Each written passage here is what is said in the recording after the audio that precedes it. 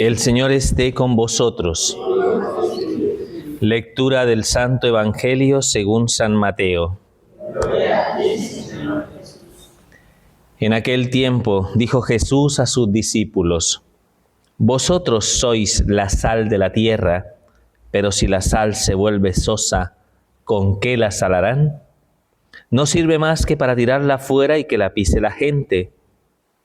Vosotros sois la luz del mundo.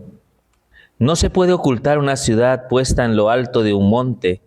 Tampoco se enciende una lámpara para meterla debajo del celemín, sino para ponerla en el candelero y que alumbre a todos los de casa. Brilla así vuestra luz ante los hombres para que vean vuestras buenas obras y den gloria a vuestro Padre que está en los cielos. Palabra del Señor. Gloria a ti, Señor Jesús. Bueno, hermanos, buenas tardes para todos. Bueno, hoy la palabra de Dios pues nos va a ayudar de alguna manera en unas ideas muy específicas que son las que vamos a intentar meditar en esta tarde. ¿De acuerdo? En la primera lectura vamos a hablar de una peculiaridad, de una característica, de una nota, ¿no?, que podemos aplicar a la palabra de Dios o a la voluntad de Dios, y es la inmutabilidad. ¿De acuerdo? Repito, inmutabilidad. ¿Qué significa eso? Que la palabra de Dios es inmutable. ¿Qué decimos con eso? Padre, que no cambia, que no cambia. Eso es lo que significa la palabra inmutable. Lo que de alguna manera plantea Dios es así y así será. Siempre. ¿De acuerdo? Siempre. Los proyectos de Dios, los designios de Dios siempre se cifran desde la dimensión de lo eterno. Significa que cuando los contemplamos a la luz de nuestra temporalidad, pues de algún modo podemos decir eso, ¿no? Que los proyectos de Dios subsisten de edad en edad, de generación en generación, por lo cual la palabra de Dios que se predicó hace 2000 años, cuando nuestro Señor Jesucristo estuvo en medio de nosotros, tiene la misma validez y la misma consistencia de ahora, sin ningún cambio, ¿de acuerdo? Es verdad que las enseñanzas, ¿no?, del Evangelio tienen que situarse ante las perspectivas, ¿no?, ante las exigencias, ante los retos que produce el desarrollo del tiempo, ¿de acuerdo? Pero eso no quiere decir que la palabra de Dios se ajuste al tiempo, sino que los retos que el tiempo plantea se deben ajustar a la palabra de Dios, ¿de acuerdo? Porque todo lo que de algún modo, ¿no?, va ligado, ¿no?, al cumplimiento de sus designios, pues de algún modo no es primero sí y luego no, ¿de acuerdo? ¿Entendéis eso? Sí. Sino que siempre es un sí. ¿Como quién? Como Dios, que es inmutable en sí mismo, como su amor, que es inmutable porque es incondicional. Dios ha decidido amarnos y nunca nos dejará de amar, ¿de acuerdo? Como Cristo, nuestro Señor Jesucristo, que cuando entregó su vida en este mundo y quiso perpetuar los frutos de su entrega a lo largo de la historia de la Iglesia a través de la vida sacramental, eso será así siempre hasta el final de los tiempos. ¿De acuerdo? ¿Queda claro eso? Sí, ¿sabéis por qué nos queda claro? Porque así. Claro, ¿sabéis por qué lo tenemos súper claro? Sí, bueno, porque es lo que no somos nosotros. Porque si hay algo que nos caracteriza a nosotros, curiosamente, es eso, ¿no? Que somos inconstantes, ¿de acuerdo? Y que muchas veces cambiamos, ¿no?, nuestra opinión, ¿de acuerdo? Cambiamos nuestra forma de entender las cosas, porque de alguna manera siempre en nosotros existe una tendencia a acomodarnos, ¿no?, a acomodar la realidad a lo que pensamos que es mejor para nosotros, ¿de acuerdo? Por eso somos inconstantes en sí, en muchos de nuestros propósitos. Por eso en algún momento las cosas que sellamos, que aparentemente de algún modo queremos revestirlas de esa inmutabilidad y de esa incondicionalidad, por eso muchas veces esas cosas al final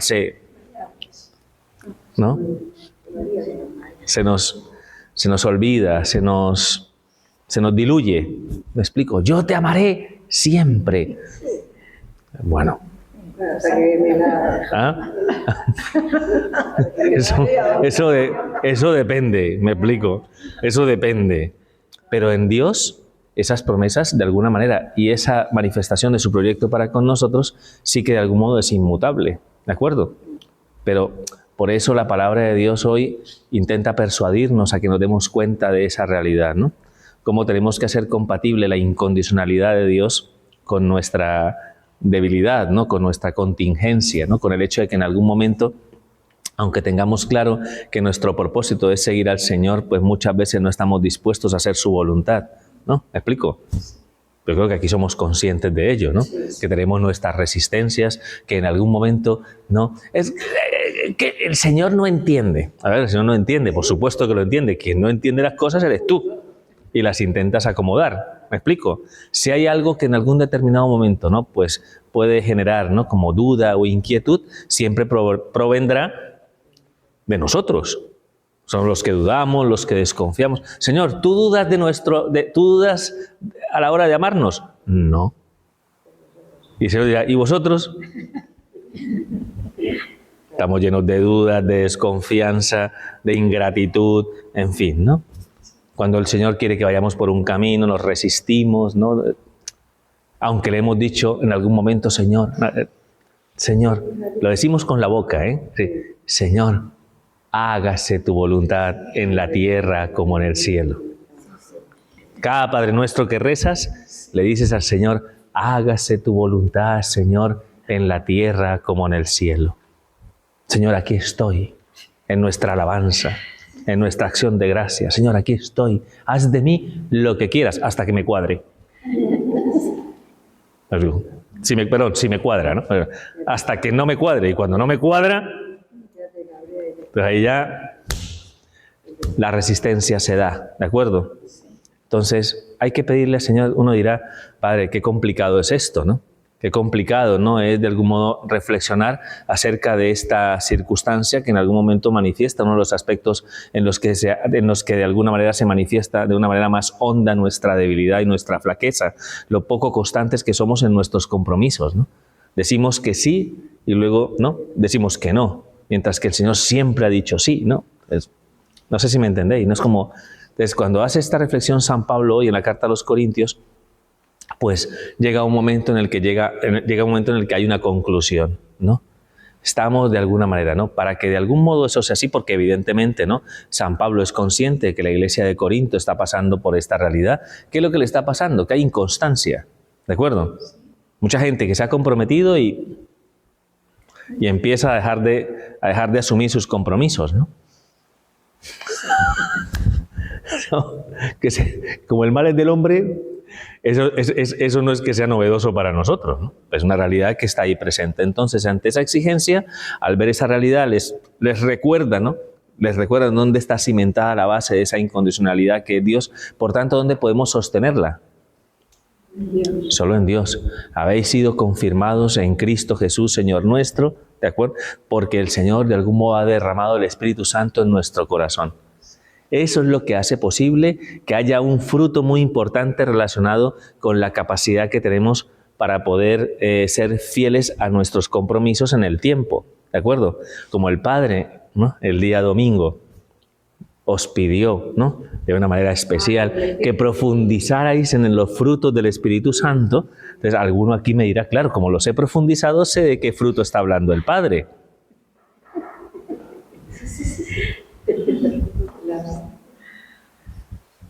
¿Les doy una pista?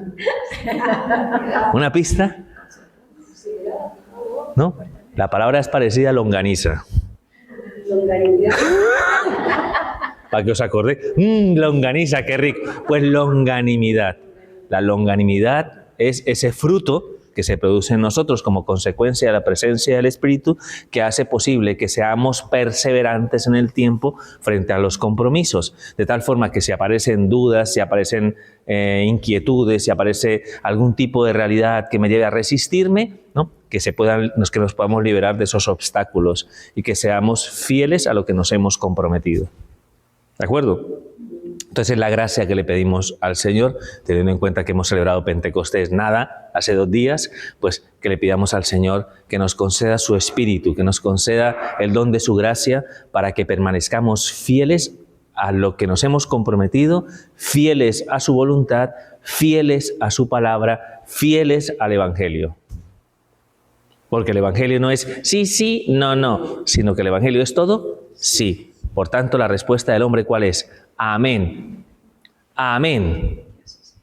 Entonces, cuando en algún momento, contemplemos esas exigencias que en algún momento nos llevan, ¿no? Pues eso, evidentemente, cada compromiso plantea una exigencia de perseverancia, ¿me explico? No es que sea algo... Hay exigencias, ¿no? ¿Me explico? Cuando de algún modo experimentemos esas exigencias, ¿qué es lo que tenemos que decir? Amén. Amén. Señor, amén, si me cuadra. Si me cuadra, amén. Y bendito seas. ¿Me explico? Pues no. Amén, siempre. Siempre. Amén. ¿Me explico? Amén. Pero, amén. Lo que pasa, amén. Es que yo pensé que, amén. Longanimidad. Amén. Pidamos esa gracia, pidamos especialmente esa gracia al Señor, ¿de acuerdo? Tenemos que conocernos bien para saber reconocer esas resistencias. Bueno, pidámosle al Señor esa gracia especial, ¿vale? El Evangelio, seguimos el discurso, este sermón de la montaña de nuestro Señor Jesucristo, a partir del capítulo 5 de San Mateo. Ya os dije que estos textos son fundamentales, ¿no? En la experiencia de la vida de fe. Creo que son dentro de los discursos de Jesús del Evangelio, uno de los más importantes. Todo lo que estamos escuchando hay que profundizarlo muchísimo en el corazón, ¿de acuerdo? Ahí vienen esas dos imágenes que después del Evangelio de las Bienaventuranzas aparece esta afirmación tajante: vosotros sois la sal de la tierra, vosotros sois la luz del mundo, ¿no? Estas dos ideas, ¿no? Son las con las que nos tenemos que quedar, ¿de acuerdo? ¿Por qué el Señor dice que vosotros sois la sal de la tierra? Bueno, yo siempre que hemos meditado este Evangelio, creo que aquí todos más o menos entendemos que la comida sin sal es algo como muy desabrido, ¿no? Muy soso, ¿de acuerdo? ¿Vale? O sea, evidentemente, ¿no? El mundo es un mundo muy soso, muy desabrido, si no está presente de alguna manera la experiencia del amor de Dios. ¿De acuerdo? Si no se hace presente el Señor en medio de este mundo, no, pues hay alguien que no, yo sé que sí, aunque en algún momento, ¿no? Alguien pueda pensar que lo que le da de alguna manera, ¿no? Como sentido a la vida es más bien lo más marchoso, ¿no? Lo más mundano, ¿no? Eso sí, eso es lo que le da sentido a la vida. Eso es lo que le pone sal, bueno, yo diría sal, ¡azúcar! No, uno diría eso, ¿no? No.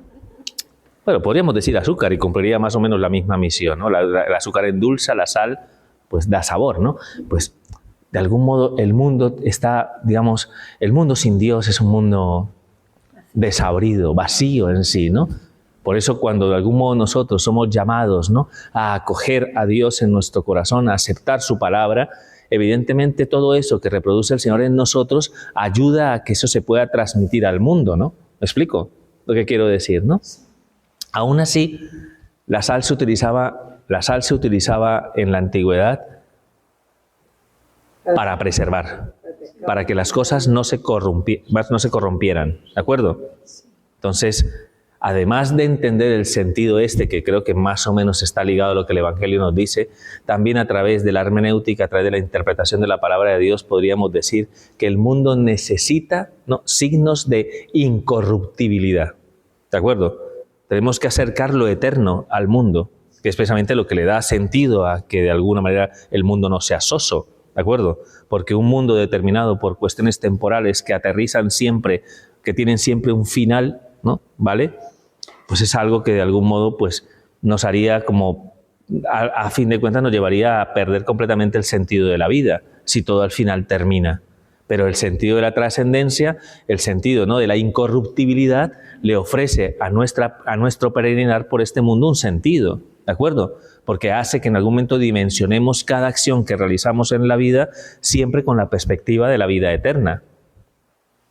¿Y el mundo sería distinto si lo hiciéramos así? Pues esa es la llamada que nos hace el Señor, ¿de acuerdo? A poner ese elemento, ¿no?, que le da sentido a la vida del hombre, que no lo hace de alguna manera vivir como una especie de sensación de nihilismo, ¿se entiende la palabra? Que como que no se le encuentra sentido a nada. Pues que ojalá pues el cristiano, acogiendo esa gracia, sea lo que está llamado a ser, ¿no? Sal de la tierra, ¿de acuerdo? Signo de incorruptibilidad frente a un mundo que tiene necesidad de encontrarse con esa respuesta. ¿Queda claro? Sí. Muy bien. Por eso es importante dimensionar lo eterno en nuestra vida cotidiana. Porque todas las acciones que realizamos en esta vida tienen resonancia en la eternidad. ¿De acuerdo? Muy bien. Y la otra imagen, vosotros sois la luz del mundo. Vosotros sois la luz del mundo. Porque, claro, por eso vengo a la luz. Bueno, no se refería exactamente al... ¿Me explico? Vosotros sois la luz del mundo, ¿no? Y cuando habla de eso, evidentemente cualquiera de nosotros diría, bueno, ¿qué función cumple la luz? La luz ilumina donde hay oscuridad. Así de sencillo, ¿de acuerdo? Si el mundo, volvemos a la misma imagen, si el mundo se desenvuelve dentro de un montón de principios que lo sumergen en una tremenda oscuridad, cuando se emerge la palabra de Dios, cuando emerge Cristo en medio de este mundo, Cristo es como un faro, ¿no?, de luz, ¿no?, que ilumina, ¿no?, a los hombres para que puedan de algún modo caminar por los caminos que el mismo Señor nos señala, ¿de acuerdo? Pero esa luz no está llamada a estar, digamos, debajo de la cama o debajo del selemín. Imagina, debajo del selemín. Selemín era una olla, ¿de acuerdo? Es una olla en realidad. O sea, cuando estábamos estudiando los evangelios, ¿no?, que evidentemente pues cada evangelio se escruta, ¿no?, se busca el sentido de las cosas. La luz no estaba para poner debajo del selemín. Y yo, ¿qué significará selemín? Entonces me puse a buscar selemín, una olla. Entonces, claro, o sea, al final se entiende que cuando los israelitas en su momento no tenían luz eléctrica, Thomas Alva Edison es posterior, ¿de acuerdo? El que se inventó la bombilla, no había luz. Entonces, ¿cómo se iluminaban entonces en la noche? Con candiles, con aceite y velas, ¿no? Las tenían aceite y con velas, ¿no? ¿De acuerdo? Entonces, normalmente, cuando tenían que apagar eso que está, ¿no?, con aceite y tal, pues evidentemente pues no iban a ser como cuando termina aquí la misa y van a apagar allí las velas, ¿no?